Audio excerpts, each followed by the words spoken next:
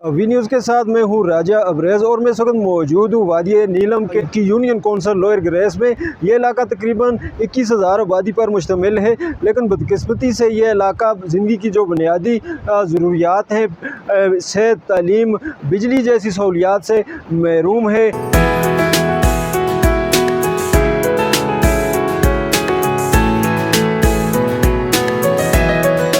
यहाँ पे जिस शोबे पे नज़र डालें वहाँ पे मसला ही मसला है। हम एजुकेशन की बात करें वहाँ पे मसला है, हेल्थ की बात करें वहाँ पे मसला है, रोड की बात करें इसकी खस्ता हाली और नाकिस तामीरात का जो मसला है ये हम वक्त उजागर करते हैं, लेकिन इस पे अभी तक कोई सुनवाई नहीं हो रही है। केल से लेके फुलवाई तक जो तामीरात हो रहा है, लेकिन इसके ऊपर कोई अभी तक सुनवाई और इसके ऊपर कोई बेहतरी नहीं लाई गई है।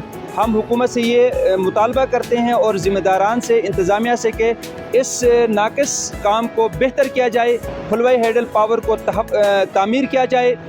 गुरेज़ के जंगलात तहफ़्फ़ुज़ और इसकी बका फुलवाई हैडल पावर ही से मुमकिन है। जब तक फुलवाई हैडल पावर की तामीरात नहीं होती है, हम इंशाअल्लाह ताला अपनी आवाज़ को बुलंद रखेंगे। अगर 30 जून से कबल फुलवाई हैडल पावर के ऊपर काम शुरू नहीं होता है तो इंशाअल्लाह ताला तौबट से लेके मच्छल तक हम यकजान यक आवाज़ हो के फुलवाई हैडल पावर के हुसूल तक अपनी जद्दोजहद जारी सारी रखेंगे और इसकी तामीरात मुकम्मल करने के बाद हम चैन और आराम से बैठेंगे।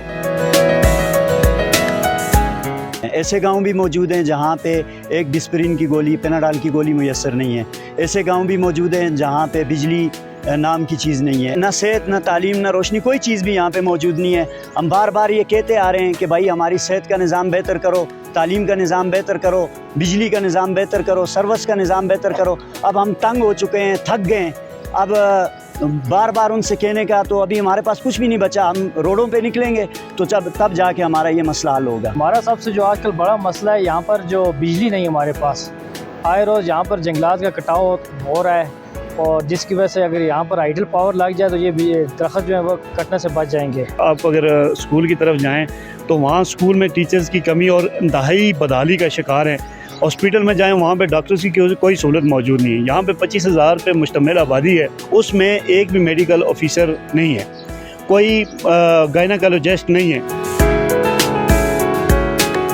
आज के जदीद दौर में भी यहाँ के जो शहरी हैं वो पत्थर के दौर की ज़िंदगी बसर कर रहे हैं। शहरियों ने हुकूमत से ये मुतालबा किया है कि उन्हें जो ज़िंदगी की बुनियादी सहूलियात हैं वो फराहम करने के लिए इक़दामात किए जाए।